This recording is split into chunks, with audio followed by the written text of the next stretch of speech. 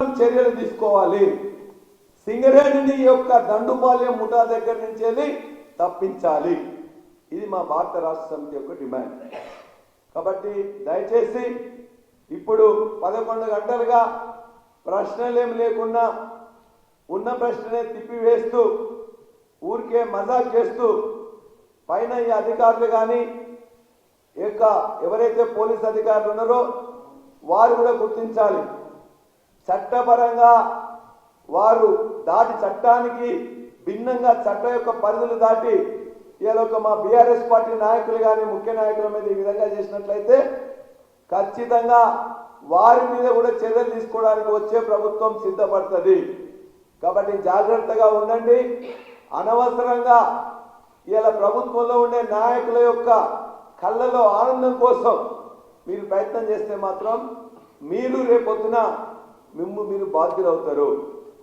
ఒకవైపున ముఖ్యమంత్రి తన బంధువుల కోసం వారి యొక్క కళ్ళల్లో ఆనందం కోసం తన మిత్రుల యొక్క కళ్ళలో ఆనందం కోసం తన యొక్క సహచరులకు వాటాలు పంచడం కోసం ఈ విధంగా డైవర్షన్ చేస్తుంటే ఆ డైవర్షన్ పాలిటిక్స్ లో తమకు భాగం లేదనుకుంటూనే పోలీస్ మొత్తం కూడా ఇవాళ విచ్చలవిడిగా ప్రవర్తిస్తుంది, చట్ట విరుద్ధంగా ప్రవర్తిస్తుంది.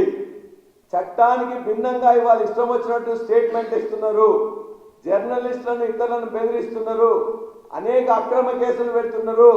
వీటన్నిటికీ ఖచ్చితంగా సమాధానం చెప్పాల్సిన అవసరం వస్తుంది. చట్ట వ్యతిరేకంగా ఉంటే చట్టం లోపల మీరు చర్యలకు సిద్ధం కావాల్సి వస్తుందని కూడా వారిని హెచ్చరిస్తూ వెంటనే వారిని ఇప్పటికే 7 గంటలైంది కాబట్టి హరీష్ రావు గారిని వెంటనే వదిలిపెట్టాలని చెప్పి కోరుతున్నాం. ఏదైతే హరీష్ రావు గారు చెప్పిన బొగ్గుగని కుంభకోణం మీద వెంటనే కేంద్ర ప్రభుత్వం సిబిఐ విచారణ చేపించాలని చెప్పేసి కూడా కోరుతున్నాం.